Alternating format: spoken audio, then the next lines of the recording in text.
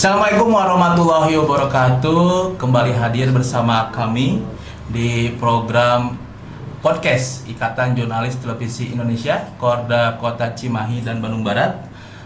Kali ini IJTI kedatangan tamu spesial, di mana narasumber yang berkompeten di bidangnya, khususnya di bidang hukum. Kita sambut narasumber pertama, Kang Ilham Satriana. Sehat, Kang? Alhamdulillah. Kang Ilham Satriana ini merupakan Kepala Subseksi Penuntutan Upaya Hukum Luar Biasa dan Eksekusi Tindak Pidana Khusus Kejati Cimahi, betul ya, Kang? Betul. Betul. Kemudian ada yang berbeda nih, yang biasanya kita selalu bersama-sama meliput dengan rekan-rekan media yang mayoritasnya laki-laki. Sekarang alhamdulillah ada Ibu Namira Harahap. Sehat, Bu? Alhamdulillah. Beliau merupakan PLT Kepala Subseksi Intelijen Kejari Cimahi, betul ya, Bu ya? Alhamdulillahirrahmanirrahim. Terima kasih Bapak dan Ibu kedatangannya ke sekretariat kami di studio podcast IJTI. Kali ini kita akan membahas di mana bulan ini, ya Bu ya, Pak? Betul. Ada Hakordia, Hari Anti Korupsi Sedunia, yang jatuh tepat pada tanggal 9 Desember. Betul. Betul ya, Bu ya? Betul. Alhamdulillah. Karena memang korupsi ini memang kejahatan yang sangat luar biasa, yang memang secara nyata harus kita perangi ya, Bu ya? Betul. Kami juga di teman-teman jurnalis juga lebih konsen ke bidang itu, Kang Ilham, Bu Namira. Namun saat ini tema yang kita angkat hari ini yaitu peran kejaksaan dalam pencegahan dan penindakan tindak pidana korupsi. Betul ya, Kang ya? Betul. Nah, Kang, pertama-tama nih saya ingin tahu, Kang, hubungannya apa sih, Kang? Saya bilang Akang aja ya? Iya, aman kan? Aman ya? Biar ngerasa muda terus, Betul, harus kayak gitu. betul. Apa hubungannya Kang Ilham, Hakordia dengan kejaksaan ini? Siap. Terima kasih Kang atas kesempatannya. Jadi memang Hakordia itu adalah peringatan Hari Anti Korupsi Sedunia yang setiap tahunnya diperingati di tanggal 9 Desember. 9 Desember ya? Hubungannya dengan kejaksaan jelas sangat berkaitan karena muka dari kejaksaan itu sendiri pun kan terkait dalam penanganan tindak pidana korupsi. Tindak korupsi, betul.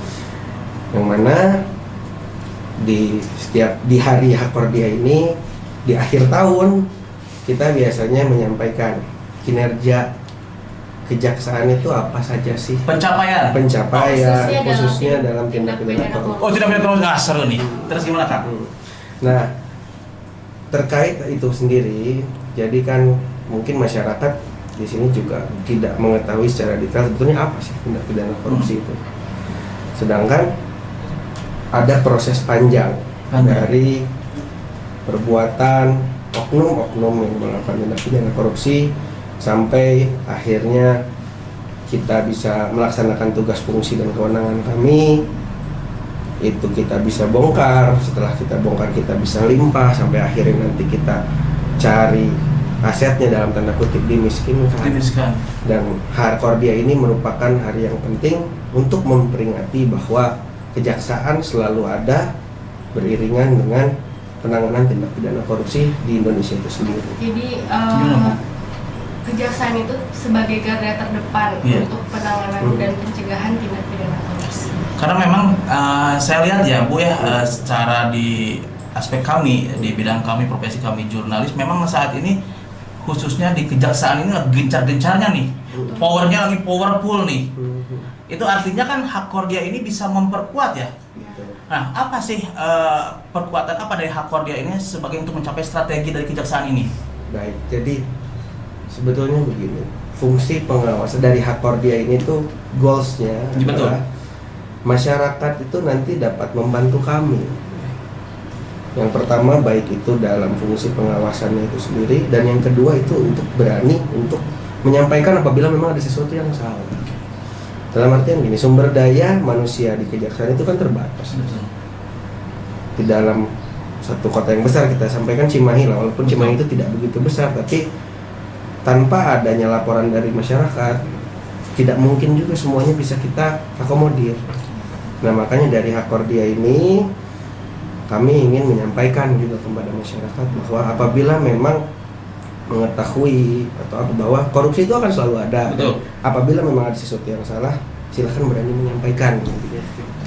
Artinya kan memang manfaat Hakordia ini bagi kejaksaan itu banyak ya. Banyak. Besar sekali ya Bu ya. Gimana Bu, masyarakat melihat Hakordia ini Bu seperti apa sih Bu? Jadi Pandangannya. dengan hadirnya kejaksaan ini artinya masyarakat itu bisa sadar dengan adanya kita melakukan kampanye hari anti korupsi. Betul. Gitu, terus memperkuat juga dengan instansi luar gitu. Nah, Selain dengan masyarakat, dengan instansi luar juga kita harus perkuat. Nah, artinya kan harus ada memperkuat selain dengan masyarakat tadi, ada juga instansi ya Bu ya, Iya, di luar dari kejaksaan. betul. Salah satunya pemerintah kota ya Bu. Iya, betul, Di sini Pak. kan Ibu sama Kang Ilham juga di Cimahi ya. Bagaimana nih untuk memperkuat dengan pemerintah kota Cimahi sendiri Bu? Nah itu jadi gini, di kejaksaan itu sendiri pun ibarat kata rumah, ada kamar-kamar di dalamnya. Kamar-kamar. Ya.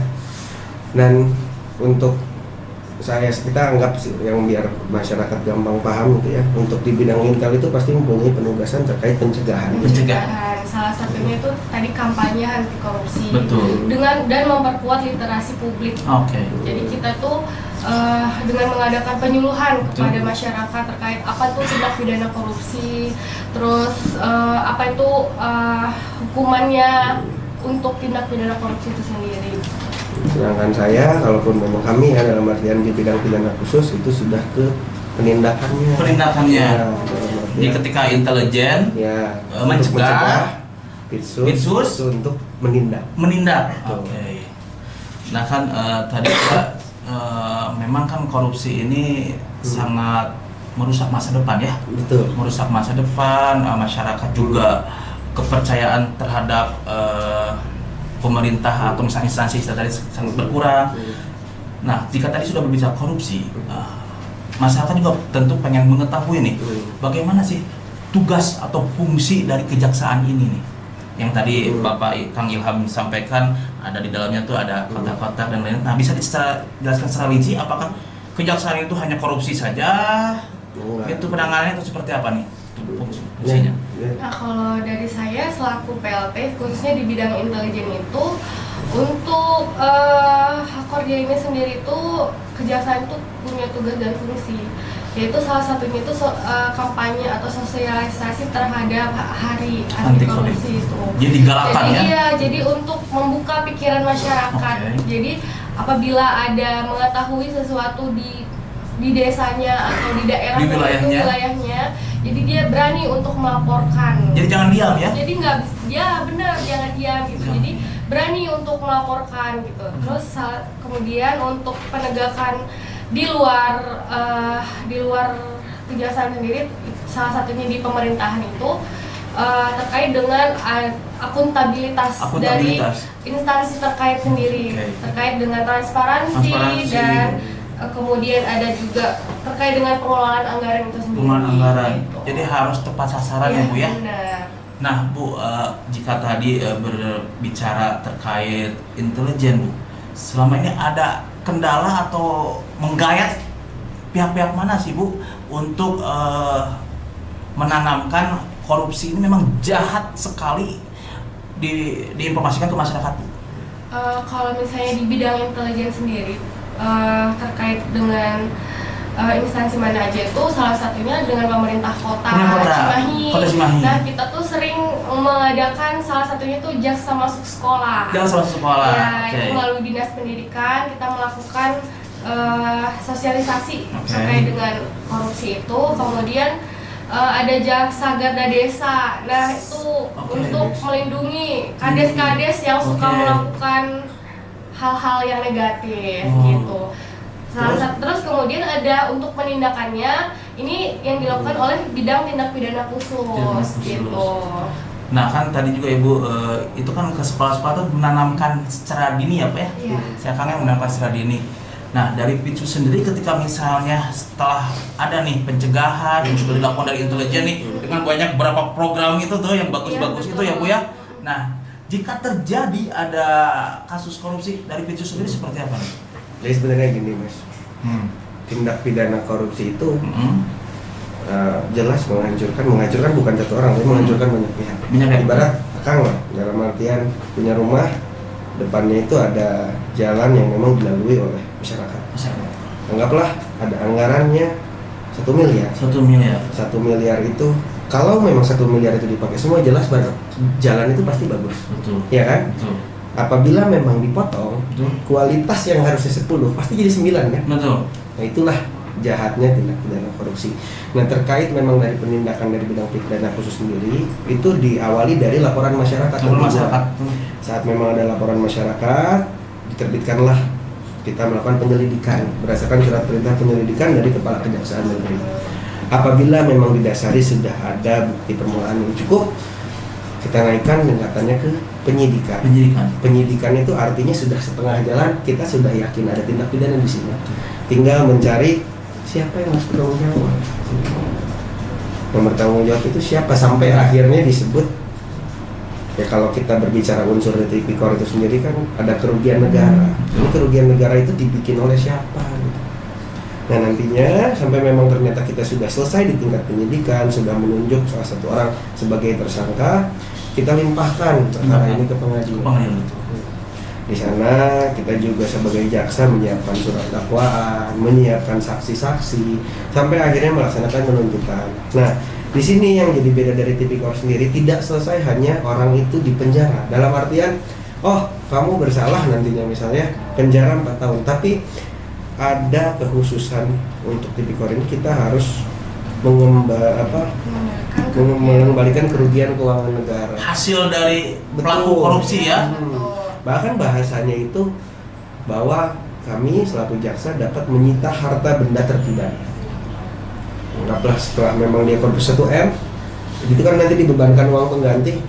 Nah uang penggantinya inilah yang memang kita tuh biasanya dalam bunyi putusannya untuk dapat jaksa dapat menyita harta benda terpidana. Jadi kan tadi jika dijelaskan itu kan kunci ya. Betul. Kunci dari kejaksaan dalam tindak korupsi. Nah, yang saya tanya, bagaimana sih cara mempersempit ruang gerak bagi oknum-oknum yang akan melakukan tindakan korupsi selain tadi dijelaskan dari Ibu Namira nih? Jadi gini, bahwa harapannya sebetulnya dari yang zaman dahulu kala mungkin adanya tindakan tegas dari kejaksaan untuk menangani tipikor itu akan menimbulkan efek jerah. Betul. Bagi orang lain untuk nggak enak kalau misalnya kita ditahan oleh kejaksaan, disangka telah melakukan korupsi, penjara tuh nggak enak. Setelah itu dimiskinkan dalam artian harapannya ke sana. Tapi di sisi lain juga pimpinan tertinggi kami, Pak Jaksa Agung Republik Indonesia pernah menyampaikan baru-baru ini bahwa tidak ada wilayah yang tidak ada korupsi. Segitunya. Di Indonesia ini? Iya, bahkan beliau menyampaikan kalau dulu hanya di Jakarta mungkin tipikor, sekarang tuh seluruh Indonesia udah pasti ada korupsi. Nah sebenarnya yang jadi pertanyaan kan, kok bisa sampai semasif itu? Betul. Nah sedangkan mungkin kalau saya pribadi beranggapan bahwa sifat dasar manusia itu saat memang ada kesempatan, tidak adanya pengawasan, tidak adanya ketakutan terhadap mereka, pasti mereka melakukan hal itu. Nah, jika tadi memang saya merinding nih, Jaksa Agung sampai bilang bahwa ini sudah masif. Betul. Nah, artinya kan harus ada kerja keras dari kejaksaan sendiri. Nah, ini kan di Indonesia sendiri ada beberapa instansi hukum ya. Nah, selama ini apakah ada saling bersinergi gitu, khususnya di Cimahi seperti apa nih, Bu Namira? Kalau di Cimahi itu tadi saya sudah sebutkan itu kita menjalin sinergitas antara aparat penegak hukum dan aparat pemerintah. Kota Cimahi itu khususnya. Terus terkait dengan adanya sinergitas itu tuh diharapkan membangun rasa meningkatkan rasa moralitas dan kejujuran terhadap aparat penegak hukum, termasuknya untuk jaksa itu sendiri. Ya Bu ya. Nah, selain nih banyak sekali nih Kang Ilham, Bu Namira, kita punya pertanyaan nih. Kemarin juga saya sempat ngobrol nih dengan beberapa masyarakat, tokoh gitu. ingin mengetahui nih bagaimana korupsi sih kok semakin hari semakin tinggi gitu angkanya. Tapi sebelum dijawab, nih kita break dulu, kita ketemu atau kita kembali di segmen selanjutnya di podcast IJTI Sampurian.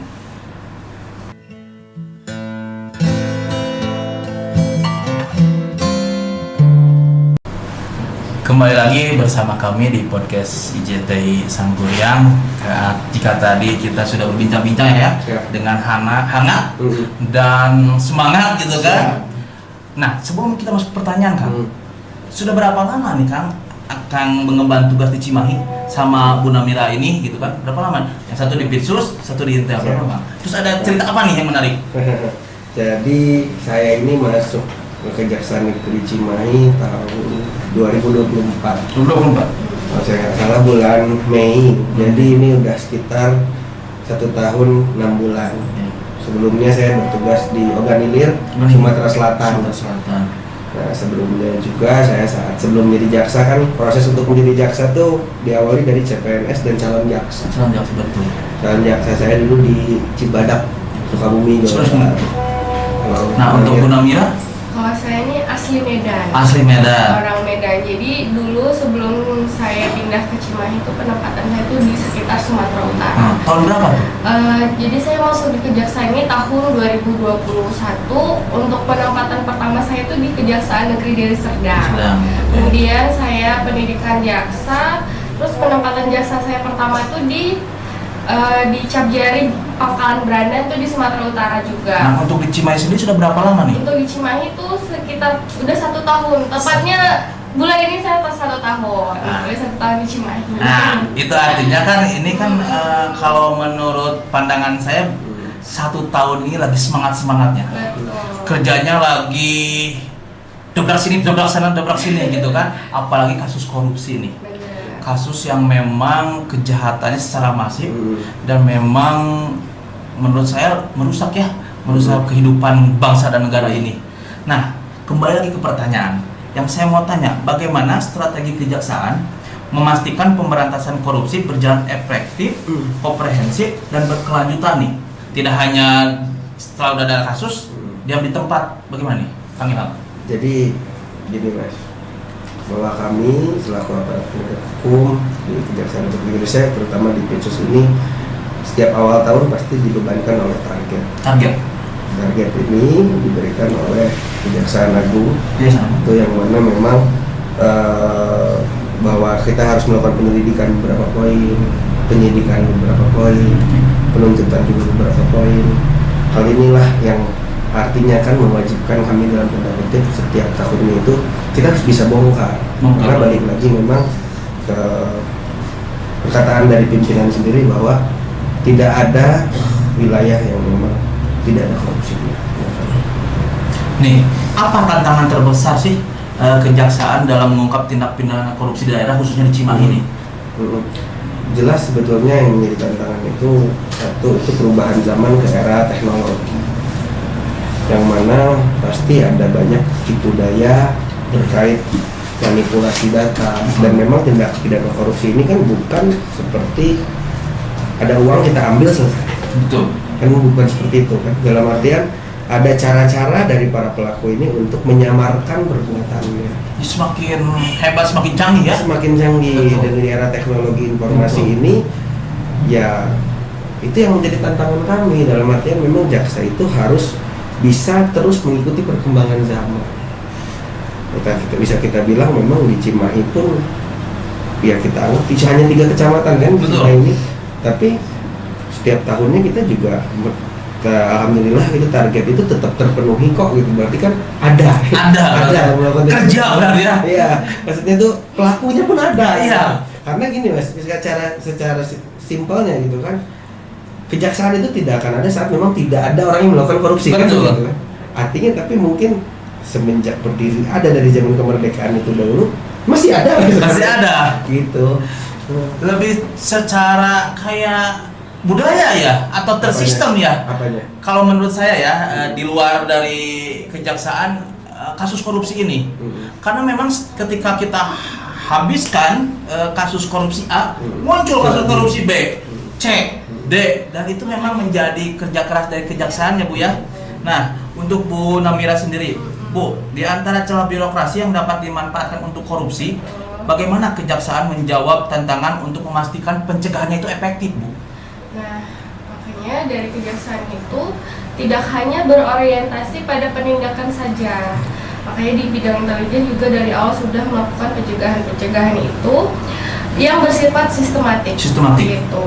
Melalui dengan pendampingan hukum, asistensi anggaran dan pemetaan titik rawan korupsi. Selain itu, selain dengan penyuluhan anti korupsi juga kita melakukan penyuluhan gratifikasi terhadap ASN. Kemudian yang dilakukan secara berkelanjutan tuh. Setiap tahunnya pasti akan ada dilakukan penyuluhan itu gitu untuk mengurangi korupsi sejak dini. Itu artinya kan program-program pencegahan ini itu sudah banyak dilakukan oleh kejaksaan ya, yang seharusnya menurun gitu kan. Iya. Tapi memang luar biasa ini korupsi ini.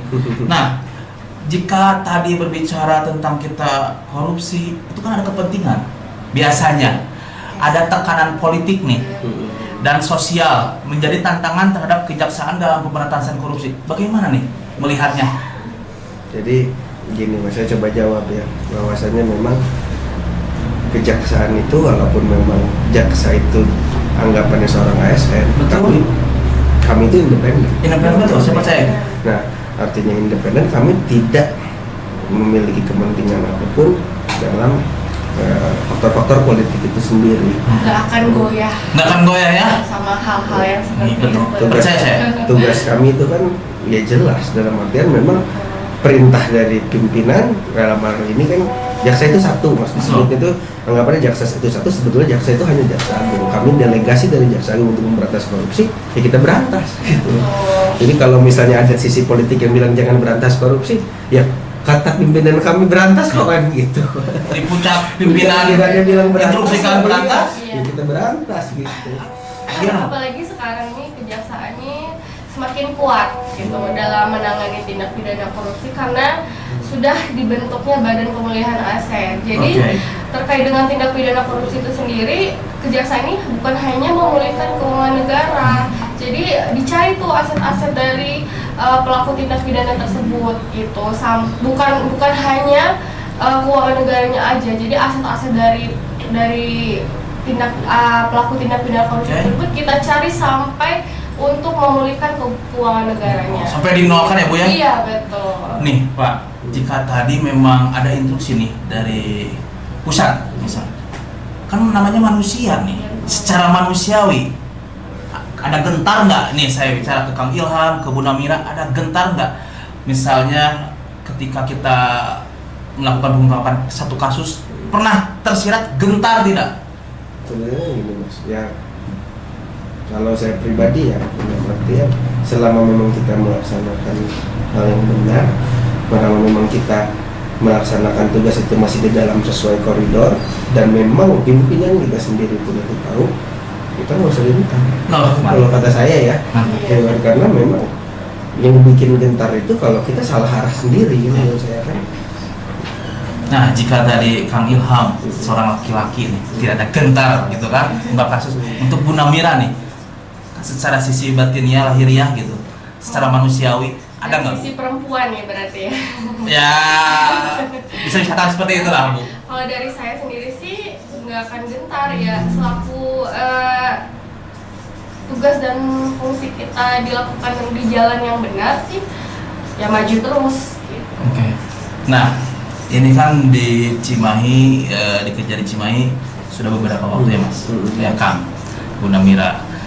Ada nggak contoh kasus yang menarik dalam penanganan tindak pidana korupsi oleh Kejaksaan Negeri Cimahi? Jadi mungkin yang di tahun ini itu kita penuntutan udah 3, salah satunya mungkin akan ke teman-teman media mungkin tahu ada salah satu dari Pemkot yang kita sudah sidangkan. Oh iya, dari dinas ya? Dari dinas, tahu nggak? Kepala bidang ya? Kepala bidang. Oh, kita pernah ngikutin nih. Nah itu kan sebenarnya jarang kan kita Betul. merupakan pasal 12. Sedangkan biasanya tipikor itu identik dengan pasal 2 pasal 3.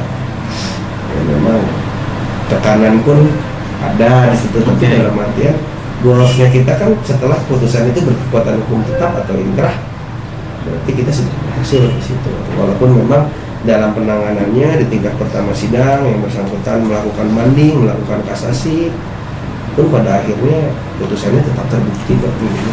Itu kan salah satu pejabat ya kalau saya boleh ini ya.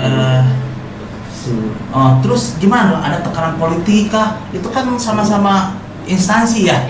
Gimana nih? Apakah memang rulesnya berantas? Balik lagi mas, dalam lagi Kang ya, dalam artian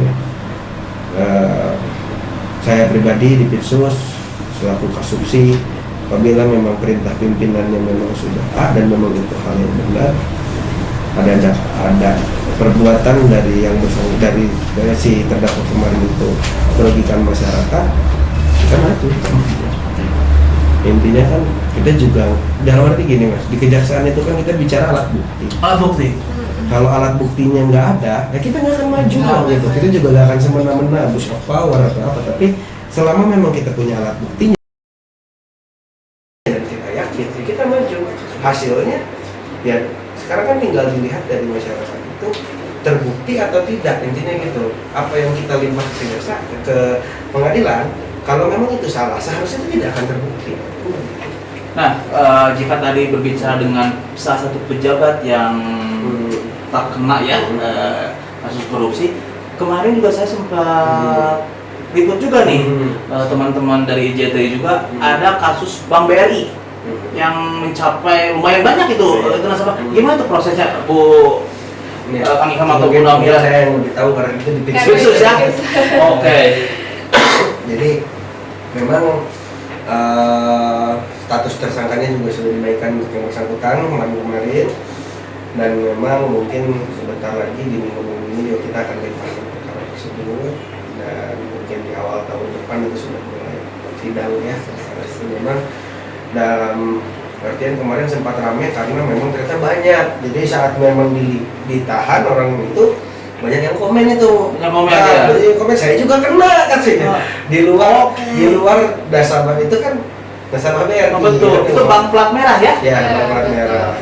Memang itu di luar nasabahnya itu banyak juga orang yang mau saya dikena ini juga sama orang ini. Itu yang makanya menarik juga.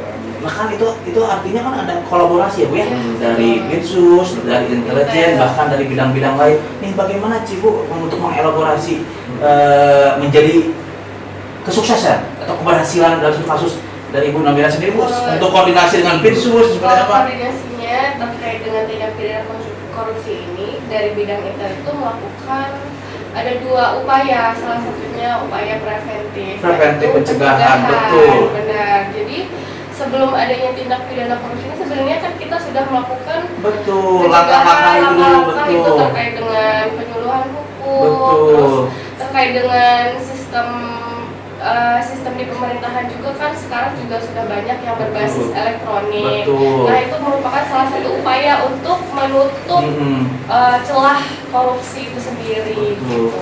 Nah untuk misalnya ini kan dari Pirsus sendiri gimana nih?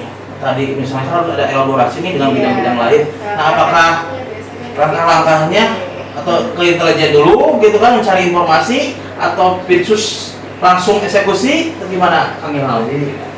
Ini kan banyak masyarakat nih. Kan saya bilang kan, kalau memang Pirsus itu pendidikan itu pencegahan. Betul. Memang namanya juga intel. Kan Betul. berarti gerakan-gerakannya juga gerakan intel. Senyap.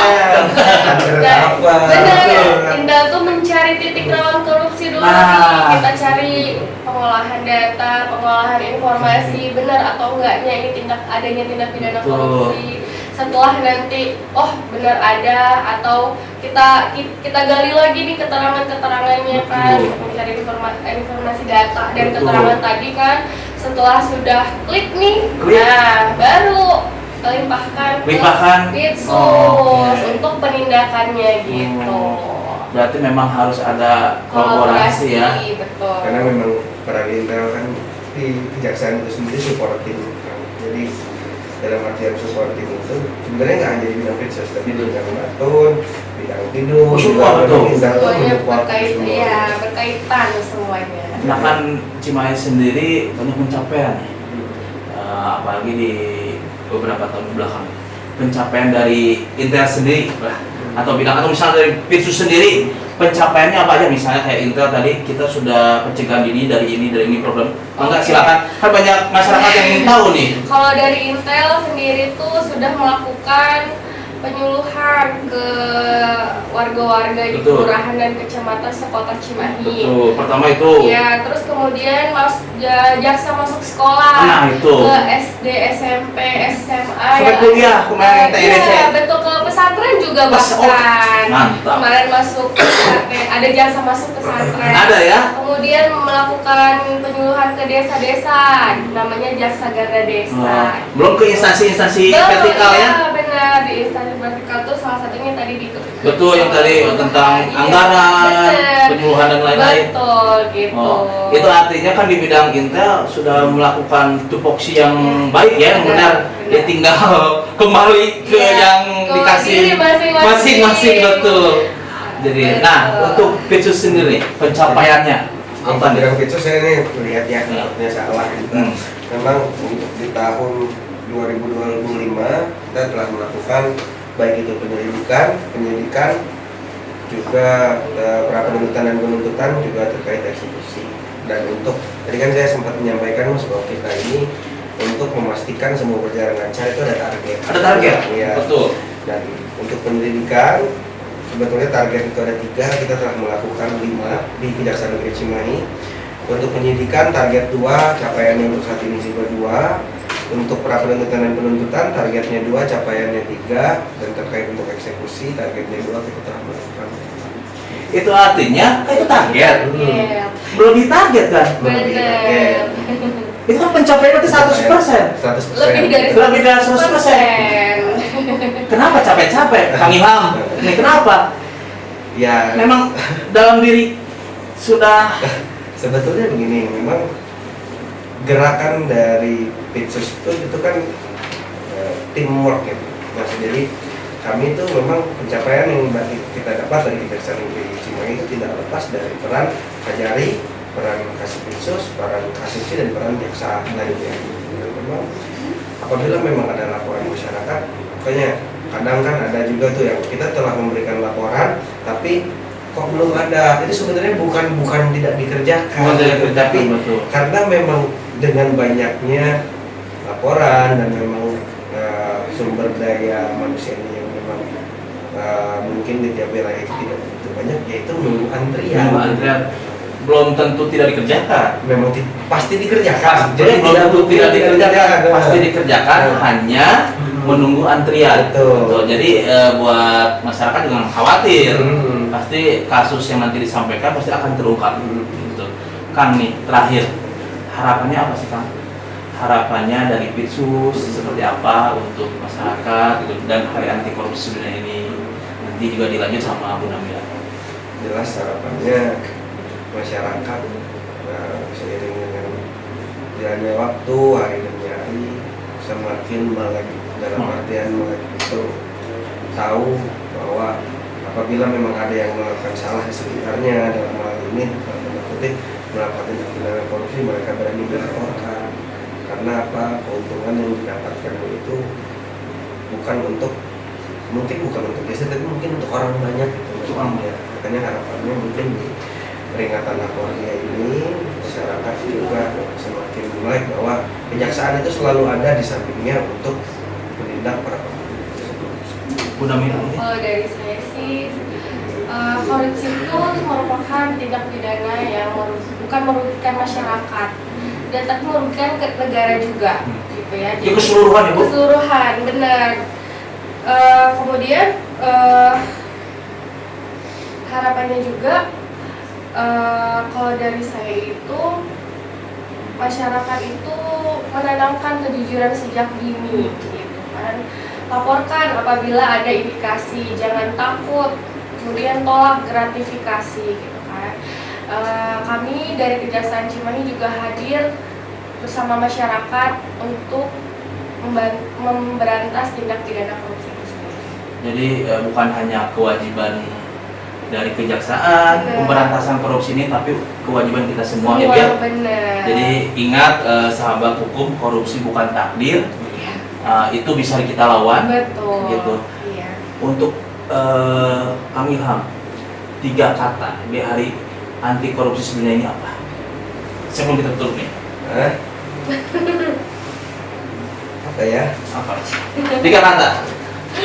Kayaknya Bu Namira dulu deh. Bu Namira. Kalau lebih tahu. Lebih tahu ya. Iya. 3 kata Bu.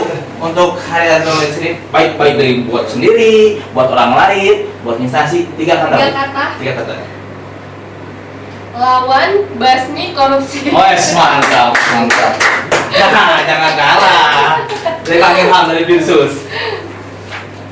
Saya 4 kata aja lah. 3 kata. Boleh. Silahkan 4 kata. Jauhi korupsi, Jauhin korupsi. sayangi diri. Sayangi deh, alhamdulillah. Tentu memang korupsi ini harus kita lawan, harus Bener. kita perangi. Jangan sampai kita terlambat, nanti kemudian menyesal. Betul. Terima kasih atas kesempatan dan waktunya dari Kejaksaan untuk berbincang langsung bersama kami di podcast Jati Sang Kuliah. Tetap hadir dan kita kembali dengan tema berikutnya. Salam hangat Ikatan Jurnalis Televisi Indonesia Polda Cimahi Barat. Terima kasih.